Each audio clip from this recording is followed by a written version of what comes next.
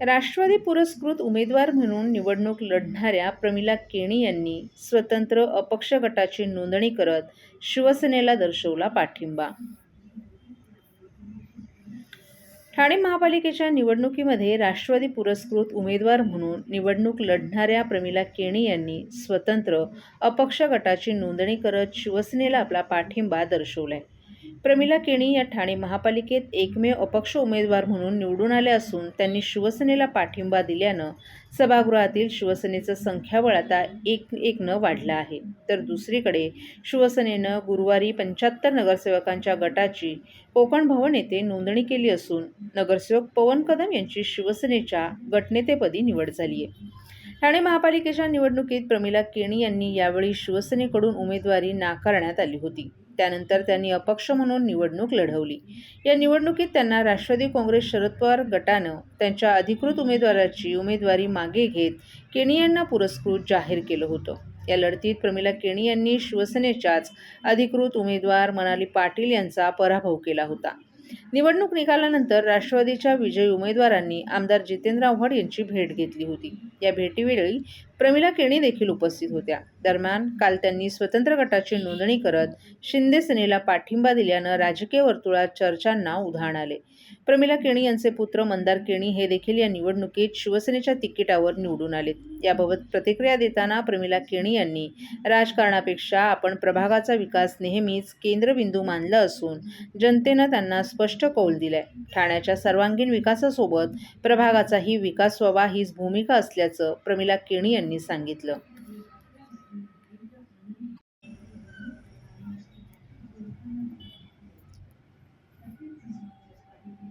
राष्ट्रवादी काँग्रेस शरद पवार पक्षानं केली गटस्थापना, अशरफ शानू पठाण यांची गटनेतेपदी निवड.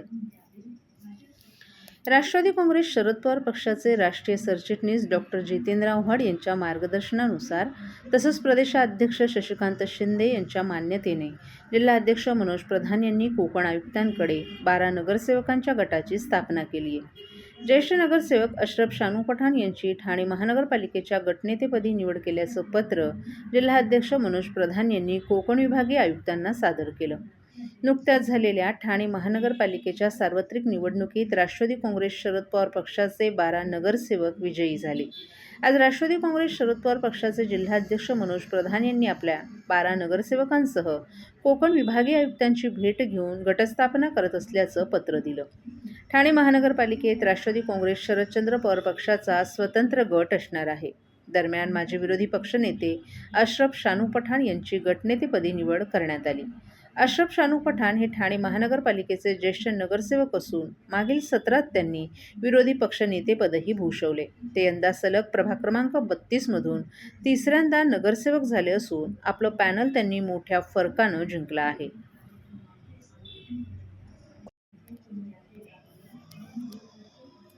ठाणे महापालिका निवडणुकीत शिंदेंची शिवसेना आणि भाजप महायुती म्हणून निवडणुकीला सामोरे गेले. अशातच जागा वाटपात भाजप 2 पावलं मागे आले असल्याचं सांगत सत्तेतील महत्त्वाच्या पदाची मागणी यापूर्वी भाजपनं केली होती. अशातच गुरुवारी महापौर पदाचं आरक्षण जाहीर झाल्यानंतर भाजपचे आमदार निरंजन डावखरे यांनी थेट 2.5 वर्ष महापौरपद मिळावं अशी मागणी करत पक्षाकडून कोण महापौर होऊ शकतो त्याचं नावही त्यांनी जाहीर केले. ठाणे महापालिकेची सार्वत्रिक निवडणूक पार पडल्यानंतर ठाणे शहराचा महापौर कोण याची चर्चा सुरू झाली. सार्वत्रिक निवडणुकीत शिंदेंच्या शिवसेनेला 75 जागा मिळाल्या तर युतीत लढलेल्या भाजपला 28 जागा मिळाल्यानंतर भाजपनं महापौर पदावर दावा केला तर आम्हाला वेगळा विचार करावा लागेल असा थेट इशारा देखील दिला आहे. ठाणे महापालिकेचा महापौर हा अनुसूचित जाती प्रवर्गातील असणार आहे.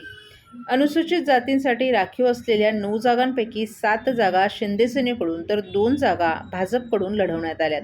शिंदेंच्या शिवसेनेकडून महापौर पदासाठीची नावं पुढे आली असताना भाजपनं महापौर पदाची मागणी करून टेन्शन वाढवले. आम्ही महायुतीत आहोत परंतु शहराच्या विकासाच्या दृष्टीनं आम्हाला देखील संधी उपलब्ध व्हावी अशी अपेक्षा डावखरे यांनी व्यक्त केली.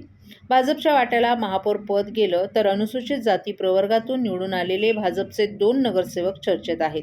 प्रभाग क्रमांक 15 मधून सुरेश कांबळे तर प्रभाग क्रमांक 22 मधून महिला उषा वाघ यांनी विजय मिळवल्या. या दोघांची नावंही भाजपकडून पुढे आली आहेत. मध्ये आज महापौर पदाची जी सोडत झाली ती एससी समाजाची झाली आहे आणि आमचं निश्चितपणे याच्यामध्ये आमचे प्रदेशाध्यक्ष माननीय चव्हाण साहेब आहेत, त्याचबरोबर राज्याचे उपमुख्यमंत्री शिंदेसाहेब यांची एकत्रित या संदर्भातली बैठक झालेली आहे आणि महायुतीचा महापौर होण्याच्या दृष्टिकोनाने या सगळ्या महानगरपालिकेमध्ये एक रणनीती वरिष्ठांकडनं आखली गेली, त्याच्यामध्ये निश्चितच कारवाई ही खालच्या पदावरती होईल. आमच्याकडे एससी समाजामध्ये जो आमचा उमेदवार आहे तो निश्चितपणे 15 नंबर प्रभागांमध्ये आमचा एससी नगरसेवक हा सुरेश कांबळे निवडून आला. त्याच्यामुळे असे जे एससी समाजाचे नगरसेवक निवडून आले त्यांच्यामधला एकत्रित या संदर्भातला निर्णय हा महायुतीच्या या बैठकीमध्ये निश्चितपणे होईल. 2.5 वर्ष महापौर पद ही मागणी अजूनही कायम आहे. याच्यामध्ये आमची मागणी या संदर्भातली किंवा आमची भूमिका या संदर्भातली सुस्पष्ट आहे की जो कोण व्यक्ती त्या पदावरती असेल त्याला जर त्या पदाला न्याय द्यायचा असेल तर त्यांनी 2 ते 2.5 वर्ष कमीत कमी त्या तिकडे काम केलं पाहिजे, तरच त्याला त्या पदावरती न्याय देता येईल. 1 वर्ष हा फक्त त्या पदाची जबाबदारी समजून घ्यायला लागते. त्यामुळे मागणी भाजपची की ठाणे महानगरपालिकेत त्याच्यामुळेच ही आमची मागणी आहे की जो कोण व्यक्ती त्या तिकडे असेल त्याला 2 ते 2.5 वर्षाचा. सर्व नागरिकांना आवाहन करण्यात येत आहे की सध्या डासांमार्फत पसरणाऱ्या डेंग्यू या आजाराचा प्रसार रोखण्यासाठी प्रत्येकाने पुढील प्रमाणे कार्यवाही करावी. डेंग्यू आजार एडिस इजिप्ती हा डास चावल्याने होतो. या डासांची पैदास साचलेल्या किंवा साचवलेल्या स्वच्छ पाण्यामध्ये होते. 8 दिवसांपेक्षा जास्त दिवस पाणी उघडे व साचून राहिल्यास त्यात डास अंडी घालतात. अंड्यांच्या अळ्या तयार होऊन पुढे डास तयार होतात.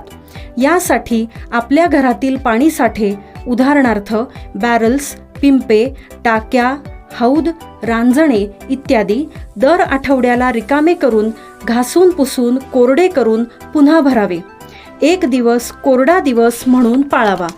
पाणी साठ्यांना घट्ट झाकणे बसवावीत किंवा जुनी साडी, चादर, धोतर यांनी बांधून झाकून ठेवावीत, म्हणजे डास त्यात जाऊन अंडी घालणार नाहीत.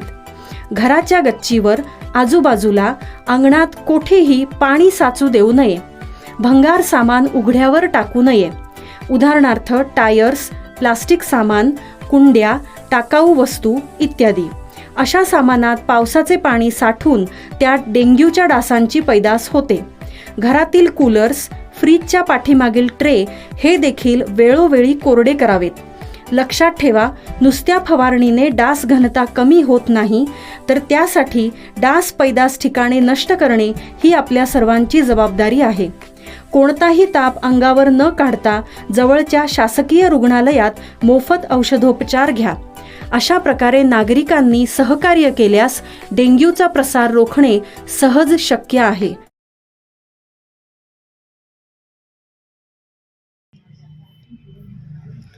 ठाण्यातील टेंभीनाका येथील आनंद आश्रम येथे आज शिवसेना प्रमुख हिंदू हृदय सम्राट बाळासाहेब ठाकरे यांच्या जन्मशताब्दी वर्षानिमित्त अभिवादन कार्यक्रम पार पडला. यावेळी खासदार नरेश म्हस्के यांच्या उपस्थितीत नवनिर्वाचित नगरसेवक मीनाक्षी शिंदे, रवींद्र फाटक यांच्यासह मोठ्या संख्येनं शिवसैनिक आणि कार्यकर्त्यांनी बाळासाहेब ठाकरे यांना अभिवादन केलं. बाळासाहेब ठाकरे यांच्या जन्मशताब्दी वर्षानिमित्त ठाण्यात विविध सामाजिक, सांस्कृतिक आणि जनहिताचे उपक्रम राबवण्यात येणार असल्याचं खासदार नरेश म्हस्के यांनी सांगितलं. बाळासाहेबांनी केलेलं कार्य येणाऱ्या पिढीपर्यंत पोहोचावं यासाठी शिवसेना प्रयत्नशील असल्याचं त्यांनी स्पष्ट केलं. विरोधकांवर नरेश म्हस्के यांनी यावेळी जोरदार टीका केली. शिवसेना ही बाळासाहेबांचीच आहे. काँग्रेसच्या दावणीला बांधलेली शिवसेना बाळासाहेबांनी कधीच मान्य केली नसती. त्यामुळे खरी शिवसेना ही एकनाथ शिंदे यांच्या नेतृत्वाखाली असल्याचंही त्यांनी ठामपणे सांगितलं. तर भास्कर जाधव यांच्यावर टीका करताना भास्कर जाधव कधी इकडे तर कधी तिकडे अशी भूमिका घेतात. त्यांनी बाळासाहेब ठाकरे यांचं नाव घेऊ नये असंही त्यांनी सांगितलं. तसंच कल्याण डोंबिवलीचा मुद्दा सध्या चर्चेत असून राज ठाकरे यांनी त्यांची भूमिका स्पष्ट केली असल्याचं सांगत या विषयावर अधिक बोलणंही त्यांनी टाळलं. विरोधी पक्षांवर निशाणा साधत त्यांनी आत्ताचं अपयश आलं असं नाही.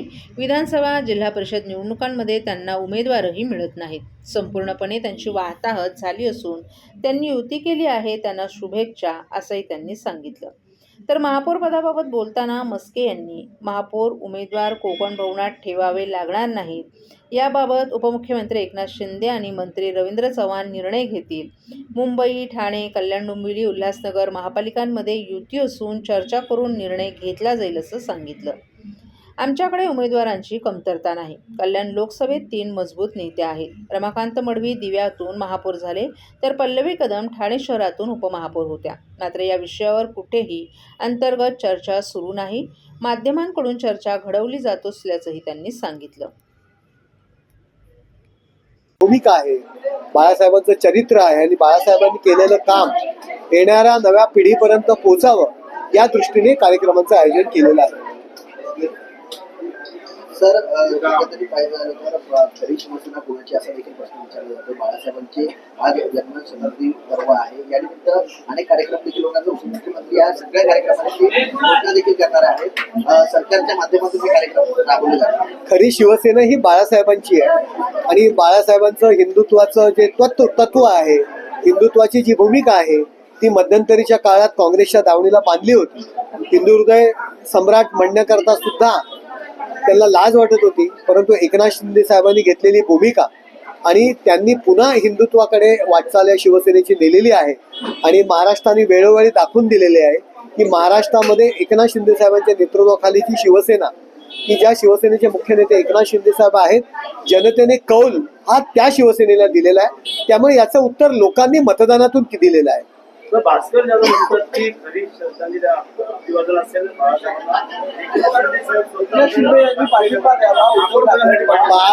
बघा, भास्कर जाधव कधी एक पाय इकडे कधी एक पाय तिकडे, ते ज्या युपीटीचे आहेत त्या अधिकृत उमेदवाराच्या विरुद्ध ते पंचायत समितीला प्रचार करतात. त्यांनी बाळासाहेबांचं नाव घेण्याचा सुद्धा अधिकार नाही. बाळासाहेब असताना शिवसेना सोडून ते गेले होते. मातोश्रीला दरवाजावरती लाखोली वाहिली होती शिव्यांची. त्यांनी एकनाथ शिंदेला शिकवण्याचा प्रयत्न भास्कर जाधवांनी करू नये. ते आज इथे उद्या कुठे उडी मारतील त्यांचा भरोसा नाही. ठाणे महानगरपालिकेवर शिवसेनेचा गड कायम राखल्याबद्दल मुख्यमंत्री एकनाथ शिंदे यांनी ठाणेकरांचे आभार मानलेत.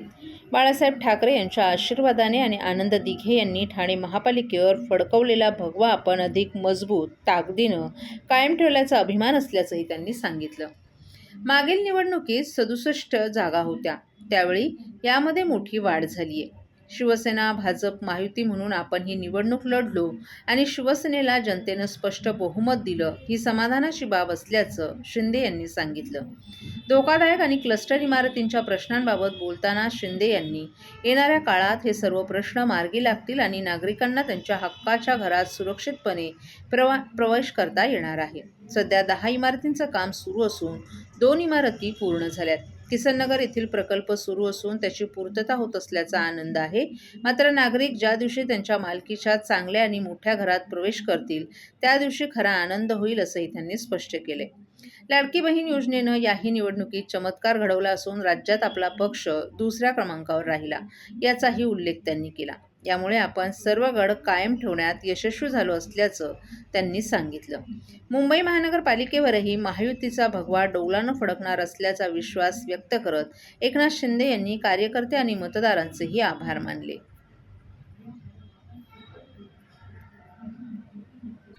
पदाधिकाऱ्यांना, कार्यकर्त्यांना शुभेच्छा. आणि सगळ्यांना मनापासून किसननगर वासियांना धन्यवाद. तुम्ही या निवडणुकीमध्ये आपला शिवसेनेचा गड कायम ठेवला. सगळ्यांना खूप खूप धन्यवाद.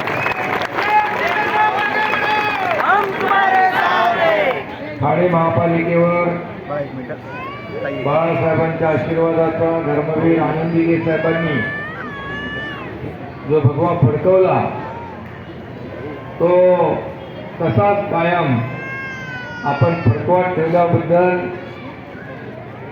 त्याच्यापेक्षा अधिक मजबूत ताकदीने फडकवला त्याबद्दल धन्यवाद.